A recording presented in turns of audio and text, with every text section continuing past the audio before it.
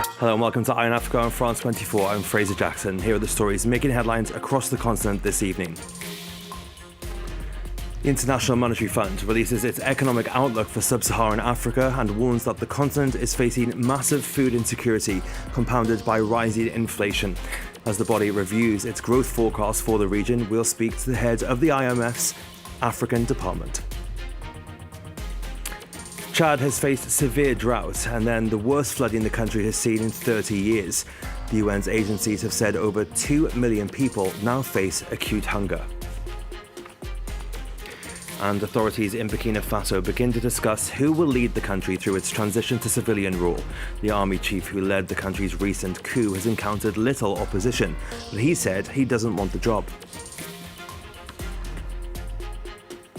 Good to have you with us. Our top story. The International Monetary Fund has released its biannual report on the economic outlook for sub-Saharan Africa, and the body is warning that the continent's central banks are walking a tightrope as they face a plethora of factors, including rising inflation and food insecurity. The report says that 123 million people lack sufficient access to food. That's about 12% of the region's population. Well, joining me now to discuss the findings is Abebe Selassie, Director of the IMF's African Department. He joins me now live from Washington, D.C., where the organisation has been holding its annual meeting. Mr. Selassie, thank you for joining us here on France 24. Your report paints a pretty bleak picture. What are the main takeaways? Indeed. What we're finding is that, last year was actually a year where finally the region was beginning to recover from all of the adverse effects of the pandemic, and growth stood at around 4.7%. And we had hoped that, of course, policymakers in the region, that this could be sustained into this year.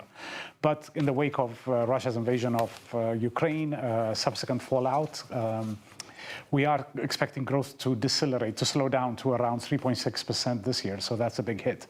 But perhaps more worrisome is the fact that we are seeing a lot of pressures, of course, on people, people in the region. Of course, a higher share of their income goes towards food and fuel. So the sharp increase in food and fuel prices that we've seen internationally is having actually a very acute impact on the most vulnerable populations in countries and in the region as a whole. You touched on there about the growth output. You've downgraded your projections by over 1% from last year to 3.6%, with it set to stay around that for next year as well. What exactly is behind that revision? So what we are seeing is that, the higher cost of imports, the less access to international capital markets, as well as less demand from abroad, as many advanced countries are seeing slower economic growth, are all going to impact the region's ability to grow faster. So those are the effects that are holding back growth. In terms of there's always heterogeneity in terms of performance across the region. Oil exporting countries, exactly because oil prices are expected to be higher, will benefit a bit more. So they will see a little bit of relief and less weakness in activity. But all other groupings of countries will be seeing lower growth.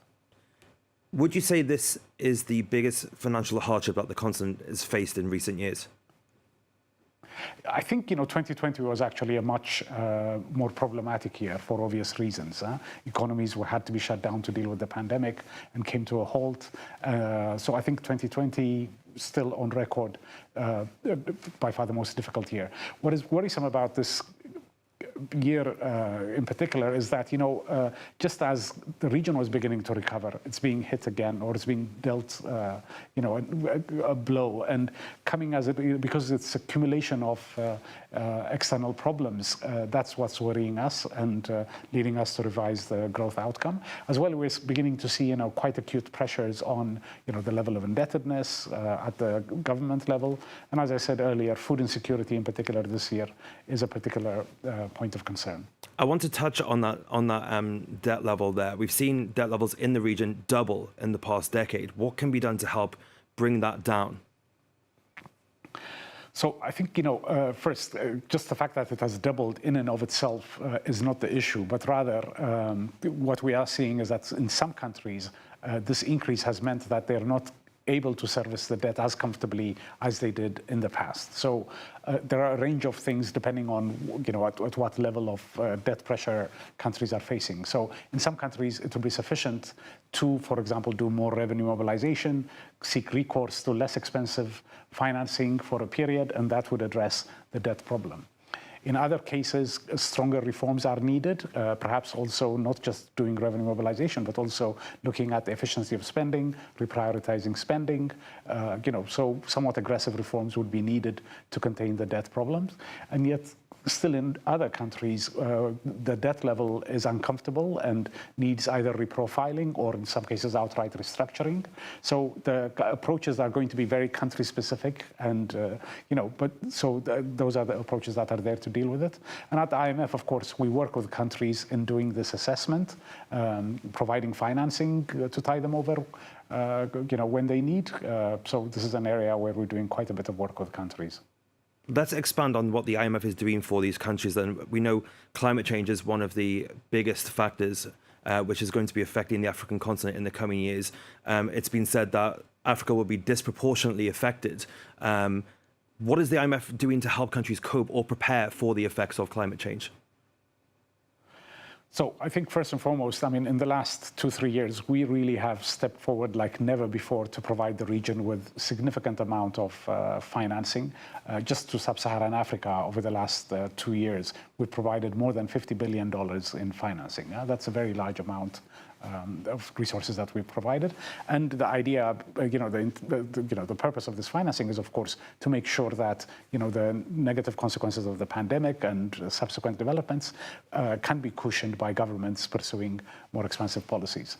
But we haven't stopped there. And, we've continued to look ways in which we can expand the facilities that we have available to support countries. And a very important recent initiative is the creation of the Resilience and Sustainability Trust, using resources from advanced countries that are being rechanneled to countries that really need the breathing space to address climatic change and associated issues.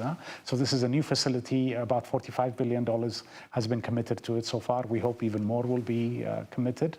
And in our region, just last week, we agreed a program with Rwanda that will be supported by resources from this facility. And moving forward, we hope to provide even more support to other countries.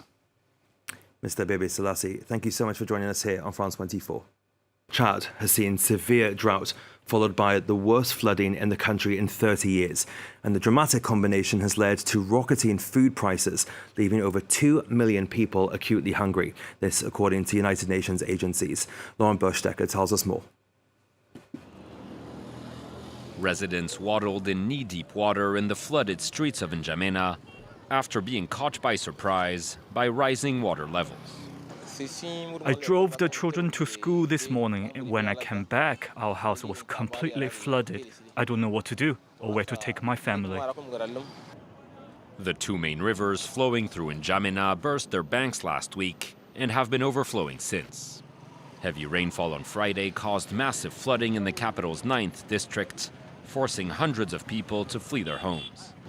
Many were left wandering aimlessly on the side of the road, carrying the few belongings they could salvage, as authorities scrambled to direct them to temporary shelters.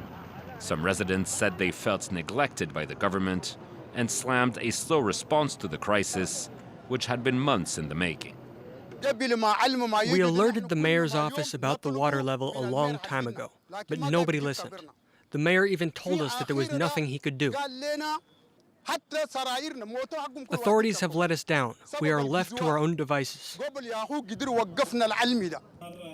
Chad is currently in the midst of a political transition and recently approved a new 24-month time frame to hold democratic elections. As officials focus on forming a new government, the country is now experiencing its worst floods in 30 years, leaving over 2 million people in urgent need of food aid, according to the United Nations. Well, weeks after its military coup, authorities in Burkina Faso are meeting to name a new transitional president. It's the second time this year such a forum has happened, and now the young army captain who led the recent overthrow is being tipped to lead the country, although he himself has said that he doesn't want the job. Our regional correspondent Sophie Lamotte has more for us from neighbouring Ivory Coast. Roughly 300 people gathered on Friday in the conference hall of Ouaga 2000 to launch talks to establish a transitional charter as well as choose a new leader for Burkina Faso. That's exactly 2 weeks after the country's second military coup this year. There were representatives from armed forces as well as civil society, but one of the most awaited guests, Ibrahim Traoré himself, did not attend, and he was instead represented by a member of the junta who read a speech about national unity in the face of political turmoil and insecurity in the country. Now, even though Ibrahim Traoré has said repeatedly that he would only handle current affairs and that he would hand over power to the person chosen in this national forum, he could nonetheless remain in position as leader of the country, given the popular support that he's gathered since the coup. Hundreds of people again took to the streets of Ouagadougou and different cities across Burkina Faso ahead of the opening of the National Forum. They were raising Burkinabe as well as Russian flags and demanding that Ibrahim Traoré remain in power. That would make him the youngest leader in the world. And so far, discussions are being held behind closed doors, and the outcome of these talks will only be shared on Saturday. But whether it's a civilian or a military leader, they will have to tackle the rampant insecurity issues in the country in a context where official figures show that the government has lost control of 40% of its territory, and they will also have to lead the political transition and meet the agreements made with the ECOWAS bloc to return to civilian rule by July 2024. That's it for this edition of Eye on Africa. Stay tuned, more news coming up here on France 24.